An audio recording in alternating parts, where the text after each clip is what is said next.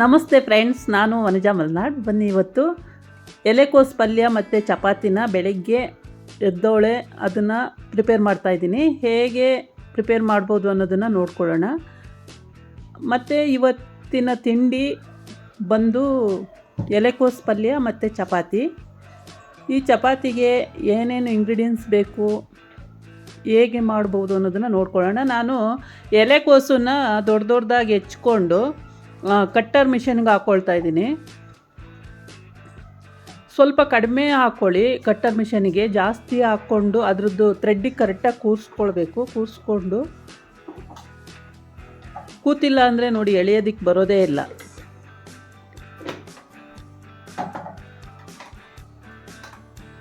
ನೋಡಿ ಟೈಟ್ ಆಗುತ್ತೆ ಕೂತಿಲ್ಲ ಅಂದರೆ. ಕರೆಕ್ಟಾಗಿ ಕೂರಿಸ್ಕೊಳ್ಬೇಕಾಗುತ್ತೆ.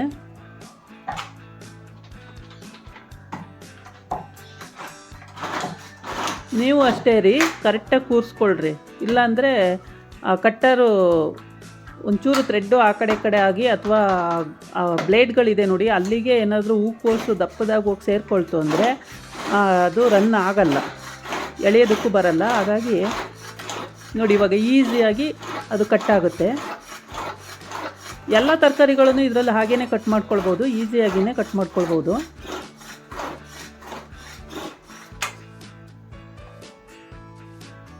ನೋಡಿರಿ ಎಷ್ಟು ಸಣ್ಣದಾಗಿ ಕಟ್ಟಾಗಿದೆ. ನೀವು ಎಷ್ಟು ಚಿಕ್ಕದು ಬೇಕೋ ಎಷ್ಟು ದೊಡ್ಡದು ಬೇಕೋ ಅಷ್ಟು ಚಿಕ್ಕದು ದೊಡ್ಡದಾಗಿ ನೀವು ಕಟ್ ಮಾಡ್ಕೊಳ್ಬೋದು.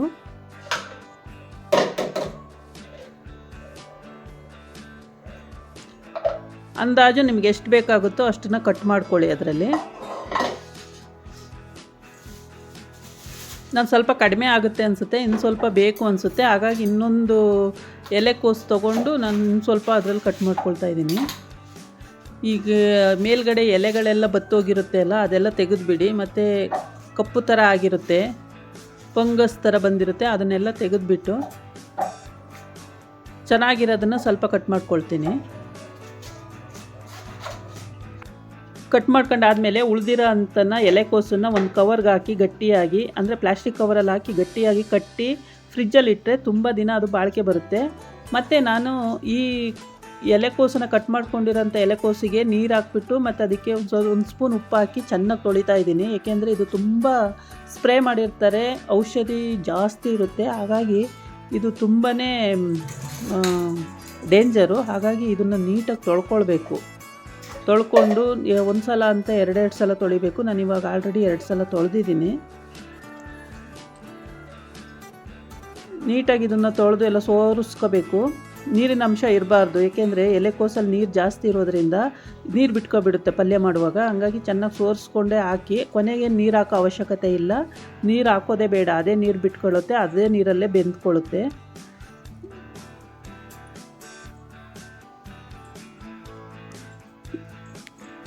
ಈರುಳ್ಳಿ ಮೆಣಸಿನ್ಕಾಯಿ ಕಟ್ ಮಾಡ್ಕೊಳ್ತಾ ಇದ್ದೀನಿ. ಒಂದು 5-6 ಈರುಳ್ಳಿ ಅಲ್ಲ ಮೆಣಸಿನ್ಕಾಯಿ ತೊಗೊಳ್ಳಿ, ಒಂದು ಈರುಳ್ಳಿ ದಪ್ಪ ಸೈಜ್ ಈರುಳ್ಳಿ ತೊಗೊಂಡಿದ್ದೀನಿ.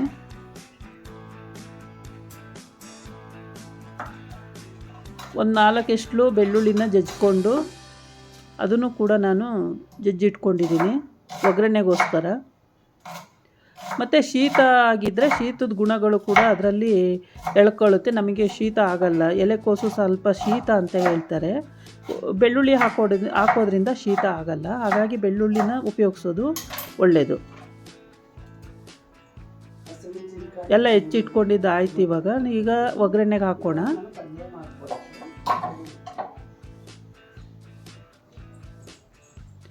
ನಾನು ಪುಟ್ಟದೊಂದು ಕುಕ್ಕರ್ ಇಟ್ಕೊಂಡಿದ್ದೀನಿ.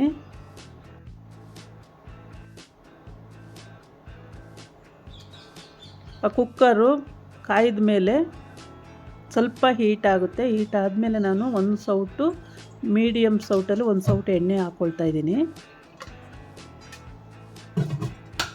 ಎಣ್ಣೆ ಕೂಡ ಸ್ವಲ್ಪನೇ ಹಾಕೋಬೇಕು. ನಾನು ಚಪಾತಿಗೂ ಕೂಡ ಎಣ್ಣೆ ಹಾಕಲ್ಲ, ಡ್ರೈ ಚಪಾತಿನೇ ಮಾಡ್ಕೊಳ್ಳೋದು. ಮಕ್ಕಳಿಗೆ ಮಾತ್ರ ತುಪ್ಪ ಎಣ್ಣೆ ಹಾಕಿ ಕೊಡೋದು. ನಾವು ದೊಡ್ಡವರೆಲ್ಲ ತಿನ್ನುವಾಗ ಡ್ರೈ ಚಪಾತಿನೇ ಮಾಡ್ಕೊಳ್ತೀವಿ. ಒಂದು 1/4 ಟೀ ಸ್ಪೂನ್ ಇಲ್ಲ, ಒಂದು 10 ಕಾಳಷ್ಟು ಜೀರಿಗೆ ಹಾಕ್ಕೊಳ್ತಾ ಇದ್ದೀನಿ. ಜೀರ್ಣಶಕ್ತಿ ಚೆನ್ನಾಗಾಗುತ್ತೆ ಮತ್ತು ಒಳ್ಳೆಯ ಪರಿಮಳನೂ ಕೂಡ ಬರುತ್ತೆ. ಜೊತೆಗೆ ಹಿಂಗೆ ಹಾಕ್ಕೊಳ್ತಾ ಇದ್ದೀನಿ.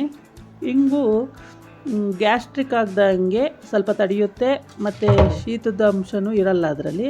ಬೆಳ್ಳುಳ್ಳಿನ ನೋಡಿ ಶೀತ ಆಗೋದ್ರ ಬದಲು ಈ ಬೆಳ್ಳುಳ್ಳಿನ ಒಗ್ಗರಣೆಗೆ ಹಾಕ್ಕೊಳ್ಳಿ, ಶೀತ ಒಡೆದಾಕುತ್ತೆ. ಎಲೆಕೋಸು ಸ್ವಲ್ಪ ಶೀತ ಅಂತಲೇ ಹೇಳ್ತಾರೆ. ಹಾಗಾಗಿ ಇದು ಚೆನ್ನಾಗಿ ಫ್ರೈ ಆದಮೇಲೆ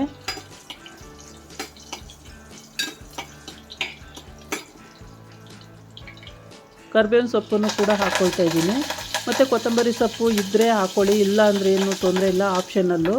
ಈಗ ಮೆಣಸಿನ್ಕಾಯಿ ಹಾಕ್ಕೊಂಡು ಸ್ವಲ್ಪ ಹೊಂಬಣ್ಣ ಬರೋವರೆಗೂ ಫ್ರೈ ಮಾಡ್ಕೊಳ್ಳಿ. ಏಕೆಂದರೆ ಫಸ್ಟು ಮೆಣಸಿನ್ಕಾಯಿ ಹಾಕೋಬೇಕಂತೆ, ಅದು ಸ್ವಲ್ಪ ಫ್ರೈ ಆದಮೇಲೆ ಈರುಳ್ಳಿ ಹಾಕೋಬೇಕು ಅಂತ ನಮ್ಮ ಅಮ್ಮರೆಲ್ಲ ಹೇಳ್ತಾಯಿದ್ರು. ಹಾಗೆ ನಾನು ಕೂಡ ಮಾಡ್ತೀನಿ.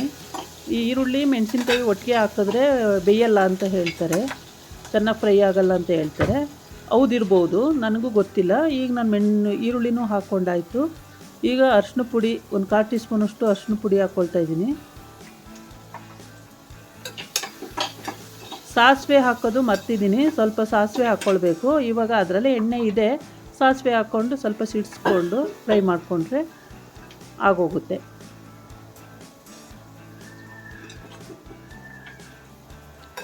ಇದೆಲ್ಲ ಚೆನ್ನಾಗಿ ಫ್ರೈ ಆದಮೇಲೆ ಟೊಮೆಟೊನ ಆ್ಯಡ್ ಮಾಡ್ಕೊಳ್ಬೇಕು.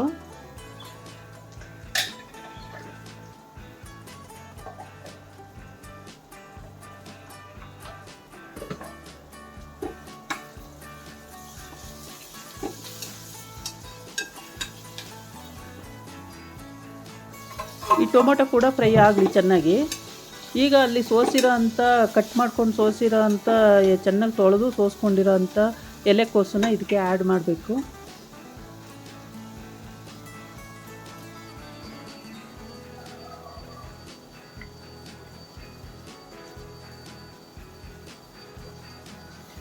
ಮತ್ತು ಇದಕ್ಕೆ ಮಿಕ್ಸ್ ಮಾಡಿದ್ರೆ ಸಾಕು. ಉಪ್ಪು ಹಾಕ್ಬಿಟ್ಟು ಮಿಕ್ಸ್ ಮಾಡಿ, ಟೇಸ್ಟಿಗೆ ಎಷ್ಟು ಬೇಕಾಗುತ್ತೋ ನೋಡ್ಕೊಂಡು ಉಪ್ಪು ಹಾಕ್ಕೊಳ್ಳಿ.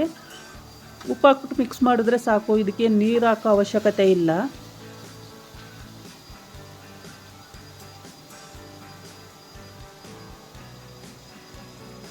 ಇದಿವಾಗ ಅಷ್ಟೊಂದಿದೆ ಪಲ್ಯ ಅನ್ನಂಗಾಗುತ್ತೆ.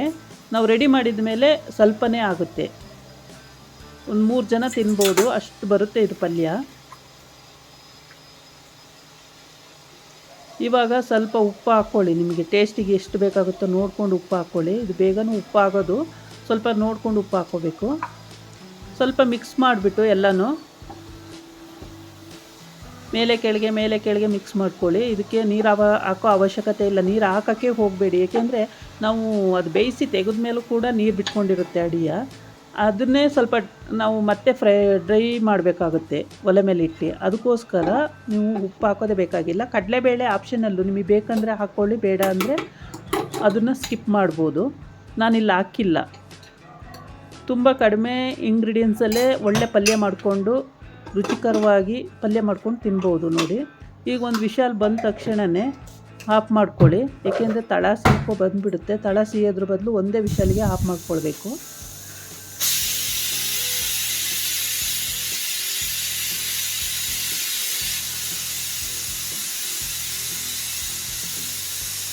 ನಾನು ಆಫ್ ಮಾಡಿದ್ದೀನಿ ಆಲ್ರೆಡಿ ಸ್ಟವ್ವು.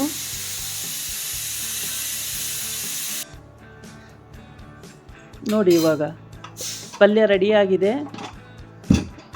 ನೀವು ಚಪಾತಿ ಜೊತೆ ಕೂಡ ತಿನ್ನೋದಕ್ಕೆ ರೆಡಿಯಾಗಿದೆ. ನೋಡಿ ಎಷ್ಟು ಕಲರ್ಫುಲ್ಲಾಗಿ ಸಖತ್ತಾಗಿದೆ. ಹೋಟೆಲಲ್ಲಿ ಮಾಡ್ತಾರೆ ಅಲ್ವಾ, ಮತ್ತು ರೆಸ್ಟೋರೆಂಟಲ್ಲಿ, ಹೋಟೆಲಲ್ಲಿ, ಬೀದಿ ಸೈಡಲ್ಲಿ ಪಲ್ಯ ಮಾಡೋದು ಇದೇ ರೀತಿ. ಈ ಪಲ್ಯ ತುಂಬಾ ಟೇಸ್ಟ್ಫುಲ್ಲಾಗಿದೆ, ತುಂಬ ಚೆನ್ನಾಗಿರುತ್ತೆ. ಸ್ವಲ್ಪ ಖಾರವಾಗಿ, ಚಳಿಗಾಲದಲ್ಲಂತೂ 1 ರೊಟ್ಟಿ ತಿನ್ನೋರು 2 ರೊಟ್ಟಿ ತಿಂತಾರೆ, 3 ಚಪಾತಿ ತಿನ್ನೋರು 4 ಚಪಾತಿ ತಿಂತಾರೆ, ಅಷ್ಟು ರುಚಿಯಾಗಿರುತ್ತೆ ಈ ಪಲ್ಯ. ಎಲೆಕೋಸು ಪಲ್ಯ ತುಂಬಾ ಟೇಸ್ಟ್ಫುಲ್ಲಾಗಿರುತ್ತೆ. ಇದ್ರ ಜೊತೆಗೆ ನಾನು ಚಪಾತಿ ಮಾಡ್ತಾಯಿದ್ದೀನಿ ಕಾಂಬಿನೇಷನಾಗಿ. ಆ ಚಪಾತಿನೂ ಕೂಡ ನಾನು ಬೇಗ ಮಾಡೋದು ಹೇಗೆ ಅಂತ ತೋರಿಸಿ, ಅದನ್ನು ಕೂಡ ನಾನು ನಿಮಗೆ ತೋರಿಸ್ತೀನಿ. ಹಿಟ್ಟನ್ನು ನಾನು ಬೆಳಗ್ಗೆ ಎದ್ದಾಗಲೇ ಕಲಸಿಟ್ಟಿದ್ದೆ. 8 ಗಂಟೆಗೆಲ್ಲ ರೆಡಿ ಆಗಬೇಕು. ಹಾಗಾಗಿ ಬೇಗ ಒಂದರಿಂದ ಒಂದು ಆಗಿಬಿಡ್ಬೇಕು.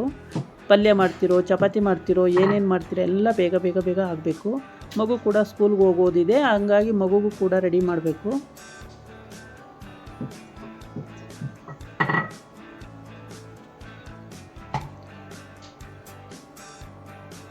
ಚಪಾತಿ ಎಲ್ಲ ಲಟ್ಸಿದ್ದಾಯಿತು. ಇವಾಗ ನಾನು ತವ ಇಟ್ಕೊಂಡಿದ್ದೀನಿ, ಬೇಯಿಸ್ಕೊಳ್ತಾ ಇದ್ದೀನಿ. ಮಗುಗೆ ಮಾತ್ರ ನಾನು ತುಪ್ಪ ಅಥವಾ ಎಣ್ಣೆ ಎರಡೂ ಹಾಕ್ತೀನಿ. ನಮಗೆಲ್ಲ ದೊಡ್ಡವ್ರಿಗೆ ಮಾಡ್ಕೋಬೇಕಾದ್ರೆ ನಾವು ಡ್ರೈ ಚಪಾತಿನೇ ಮಾಡ್ಕೊಳ್ಳೋದು, ಎಣ್ಣೆ ಅಂತೂ ಹಾಕೋದೇ ಇಲ್ಲ. ಪಲ್ಯಗಳಿಗೂ ಕಡಿಮೆನೇ ಎಣ್ಣೆ ಹಾಕೋದು, ನಾವು ಜಾಸ್ತಿ ಎಣ್ಣೆ ಹಾಕೋಲ್ಲ.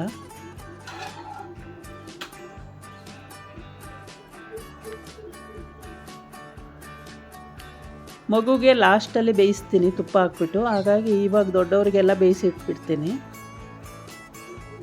ಚಪಾತಿ ಕೂಡ ನೀವು ಬೇಕಾದರೆ ಇದರಿಂದ ಸ್ವಲ್ಪ ಬೇಯಿಸ್ಬಿಟ್ಟು ಸ್ಟವ್ ಮೇಲೆ ಹಾಕಿದ್ರೂ ಉಬ್ಬುತ್ತವೆ, ಪುಲ್ಕ ಥರ. ಅದ್ರ ಬದಲು ಇದರಲ್ಲೇ ಬೇಯಿಸ್ಕೊಂಡ್ರೆ ಇದು ಒಂಥರ ಟೇಸ್ಟ್ ಬರುತ್ತೆ, ಆ ಪುಲ್ಕನೇ ಒಂಥರ ಟೇಸ್ಟ್ ಬರುತ್ತೆ.